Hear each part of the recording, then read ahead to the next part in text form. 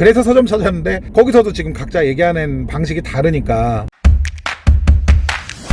안녕하세요, 도영 선생입니다. 운전하면서 영상 찍는 건 좀 처음인데, 제가 예전에 그 20대 차 사는 거 괜찮을까 뭐 이런 영상 찍은 적이 있거든요. 꽤 오래됐습니다. 한 1년 정도 된 것 같은데, 그 영상 찍고 나서 사실은 댓글이나 이메일 같은 게 사실 엄청 많이 왔어요. 뭐 내용은 주로 뭐 본인의 상황을 얘기하시고, 한 달에 얼마 정도 벌고 왜 차가 필요한데 유지비가 어느 정도 나올 것 같고, 뭐 이런 경우에 차를 뭐 사도 되냐 이런 내용들로 질문들을 많이 주셨는데, 그 얘기를 어쩌다 보니까 운전하면서 하게 되네요. 제 생각은 그렇습니다. 그 영상을 찍은 이유는 사실은 차를 사야 되냐 말아야 되냐 이걸 가지고 얘기하고 싶은 게 아니었어요. 그러니까 그게 굳이 차가 아니더라도 뭐 사회적으로, 내지는 우리가 이제 자라면서 부모님이나 어른들한테 듣는 얘기들 중에 이건 이렇게 하면 안 된다, 뭐 이거는 꼭 해야 된다, 이런 얘기들이 있지 않습니까? 저도 사실 뭐 비슷한 얘기들을 들으면서 자라왔을 것 같은데, 지나보니까 뭐 아닌 것도 있더라. 그래서 차를 꼭 사야 된다 안 사야 된다 이런 의미로 접근하기보다는, 우리가 알고 있는 그런 고정관념이나 생각들이 사실은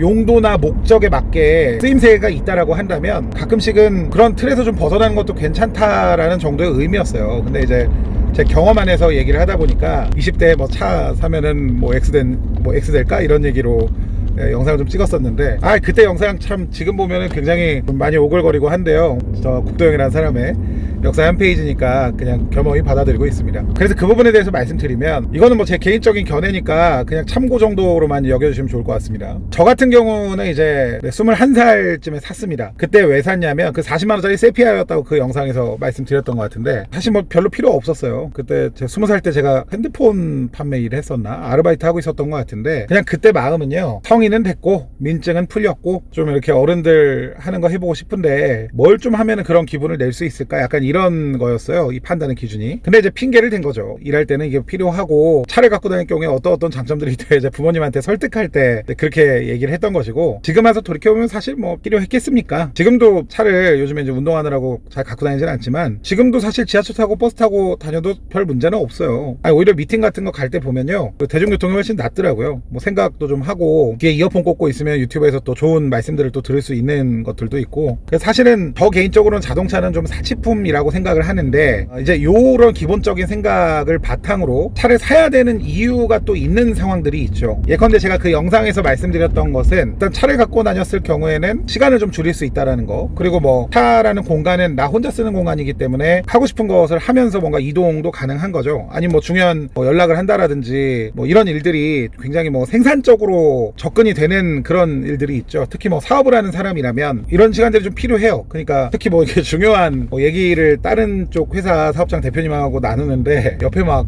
여러 가지 소리 들리고 이런 게 좀 아무래도 의식이 되죠. 불편하고요. 그래서 사실 생산성으로 봤을 때 전화 통화하면서 계약도 이루어지니까요. 그냥 돈의 기준으로 얘기를 할게요. 차를 가지고 다니면서 돈을 더 벌 수 있는 확률이 있는 그런 사람, 그리고 그럴 확률이 굉장히 높은 사람, 이런 분들이라면은 사실 유지비가 얼마가 들고 내가 이걸 돈을 얼마가 남기고 이렇게 접근을 안 하셔도 될 것 같다. 왜냐면 원래 이제 기회라는 게 사실 어디서 어떻게 오는지 뭐 우리가 알지 못하지 않습니까? 근데 이런 순간순간의 과정들 안에서 사실 기회가 만들어지고, 그 기회가 또 다른 기회를 창출해내고, 이렇게 하면서 삶이 발전하고 변화하는 거기 때문에, 그냥 그런 선상 안에서 차가 꼭 필요하신 분들 있잖아요. 그런 분들이라면은 사실 나이건 상황이건 저는 뭐 그렇게 중요하다고 생각하지는 않아요. 물론 차를 사면요, 유지비가 대중교통 이용하는 것보다 훨씬 많이 들어가는 건 사실입니다. 그리고 그 돈의 액수도 그렇게 적지는 않겠죠. 다만 저를 예시로 들자면, 저 그때는 그 핑계였습니다. 20대 때 차 산 거는 사실 그냥 사고 싶었고 어른 흉내 내고 싶었고 뭔가 좀 호기심에 했던 것이 더 컸던 것이 사실이었는데,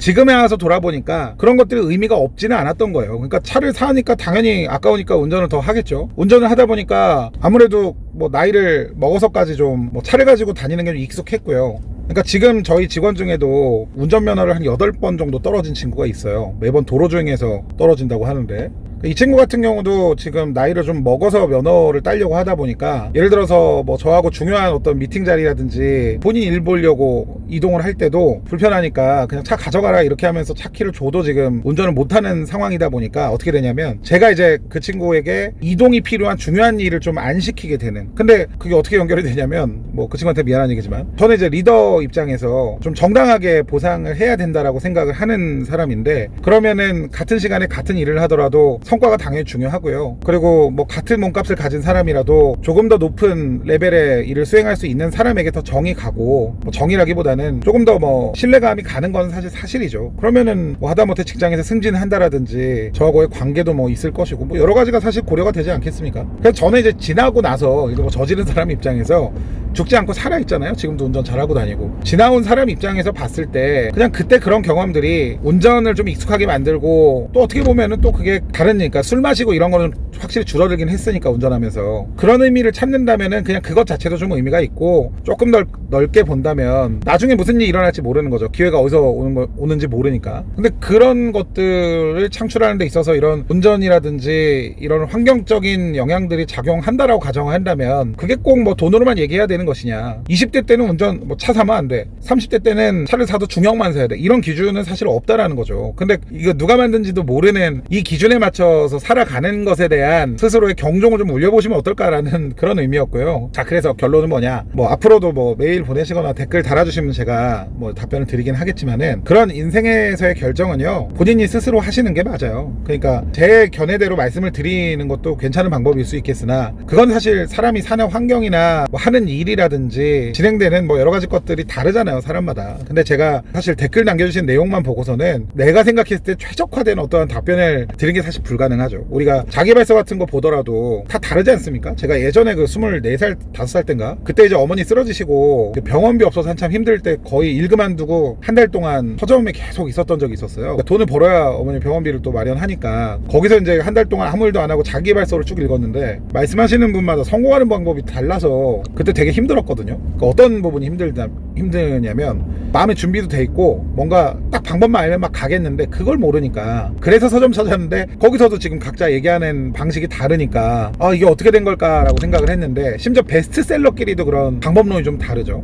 심지어 인종이나 국가도 달라요. 그때 무슨 생각을 하냐면, 성공하는 법이라는 거는 정해져 있는 게 아니구나, 그냥 개인에 맞춰서 개인의 방식에 따라서 성공의 모습도 다를 수 있는 것이고, 이런 뭐 책이나 이런 데서 나오는 것들이 좋은 얘기이긴 하겠지만은 내 삶에 다 적용이 안 된다라는 것도 그때 이제 좀 깨달았던 것 같아요. 그래서 제가 가진 그 일종의 뭐 지론은 한낱 뭐 제 개인의 생각이긴 하지만, 제가 가진 생각은 그런 사소한 뭐 어떻게 보면 작을 수도 있는 그런 고민들을 뭐 이게 타인의 얘기나 말에 의존하기보다는 좀 스스로 지금부터라도 좀 젊으셨을 때, 저도 아직 젊지만 우리가 한 살이라도 어릴 때부터 스스로 좀 결정 내리고 한번 시도해보고 거기서 이제 손해를 입거나 깨지면은 어쩔 수 없는 거죠. 뭐 대신에 두 번 다시 그런 실수는 안 하실 거 아닙니까? 그래서 이제 저는 다시 말씀드리지만 답변을 달아드리겠지만, 어쨌든 간에 답은 스스로 한번 직접 부딪혀서 찾아보시는 것을 좀 추천을 드린다는 거죠. 이 얘기를 하려다 보니까 제가 좀 둘러서 좀 얘기를 하게 됐는데, 왜 그냥 얘기하면 좀 재수없게 들릴 수 있거든요. 절대 그런 의미가 아닙니다. 정말 제가 그 영상을 찍은 이유도 사실은 이 말 한마디의 중요성을 제가 정말 많이 깨달았거든요. 누가 얘기하고 그 사람이 어떤 얘기를 하느냐에 따라서 많은 사람들의 삶의 방향에 대한 영향을 준다라는 것을 저 또한 많이 알고 있기 때문에, 깨달았기 때문에, 그래서 이제 말을 좀 조심히 하려다 보니까 이렇게 하는 경향이 있는데, 아니에요. 그냥 차 타고 가는데 심심해서 말 좀 더 하는 겁니다. 이거 참고로 지금 거치대 이렇게 꼽아서 영상 찍는 거라서 뭐 위험하게 하고 있거나 그런 거 아니니까 오해하지 마시고요. 설마 제가 이거 손으로 이렇게 들고 있겠습니까? 손이 이렇게 보이는데. 아, 이거 혼자 있으니까 말이 많아지네. 아무튼 오늘 문득 그 말씀을 드리는 게 좋겠다 싶어가지고, 지금 마이크도 안 끼고 있어서 이게 음성이 어떻게 나올지 모르겠는데, 요즘 편집자가 영상 그냥 던진다고 좀 뭐라고 하더라고요. 에이씨, 할 말도 못하는 더러운 세상. 농담. 아무튼 여러분들 그 코로나 때문에 정말 많이 좀 힘들어요. 저도 뭐 마찬가지긴 한데, 주변 사람들부터 해서 얼마나 많은 분들이 지금 이런 전염병, 생각하지도 못한 이런 변수들 때문에 힘들어 하실지 생각하면 참 마음이 아픕니다. 그래도 뭐 어쩌겠습니까? 전염병은 전염병이고 우리는 또 우리 삶을 또 잘 살아가야 되니까 다들 힘내시자고요. 자, 그러면 오늘도 비록 출근이 아주 늦은 도영 선생이지만 열정적으로 한번 일해 보도록 하겠습니다. 감사합니다. 제가 오늘 다시